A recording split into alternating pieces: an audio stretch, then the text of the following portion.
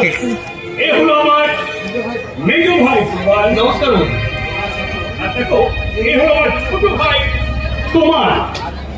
আর উনি উনি আমাদের পবনদা।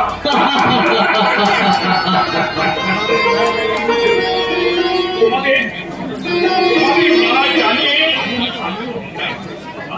কিন্তু বিশ্বাস করো, এছাড়া আমার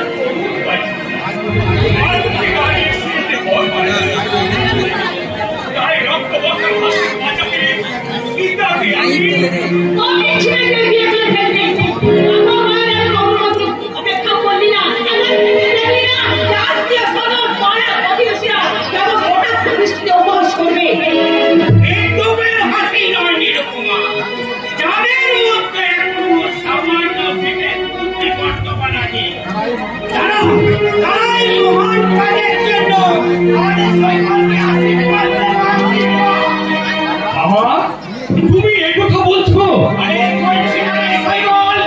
আমি বলছি না, আমি আনন্দে স্বীকার করছি যে তুই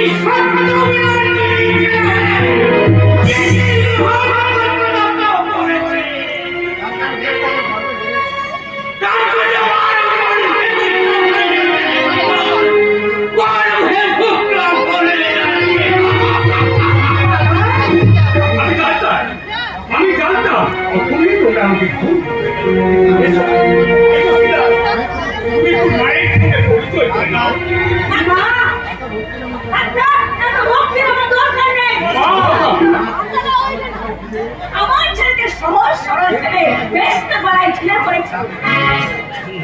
দেখি তোমার বাবা উনি 1000 টাকা আর 100 ভরি গয়না দিয়েছে। মানে তোমার কোনো জন্ম পরীক্ষা না, আমার দাদা আছে, তোমার দাদা ওই বিয়ের যৌতুক স্বরূপ কি দিয়েছে আমি দেখতে চাই। ঠিক আছে, এই সময় এইসব হিসাব নিকাশ করিব বললে? তুই থাম। কি হলো? আরে শুনতে পাচ্ছ না? আরে সীতা দাদা, ওই অবস্থায় কোনো যৌতুক দেওয়া সম্ভব ছিল না। আরে তাছাড়া আমি তো কোনো কিছু চাই না। কিন্তু আমি চাই 50,000 টাকা আর 10 ভরি সোনা আমি চাই। সাত পাকের বন্ধন যখন দুটো হৃদয়কে পেরে ফেলেছে, তখন তোমার মনে হয় না,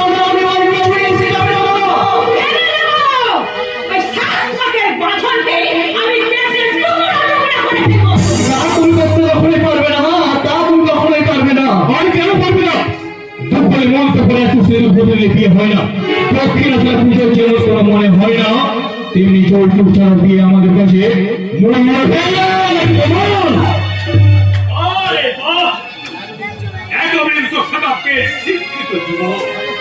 কত সুন্দর তুমি যুক্তির বিচার জন্ম জন্মান্তরের সম্পর্কটা আজ তোকেই বিচারিত ছোটবেলায়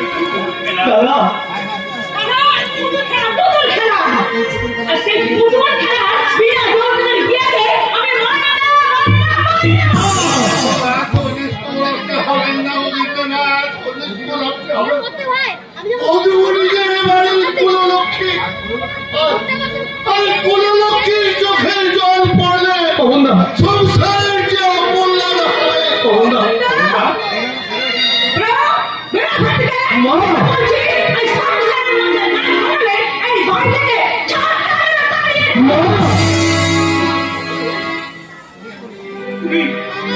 তুমি একদম চাকুর গুলো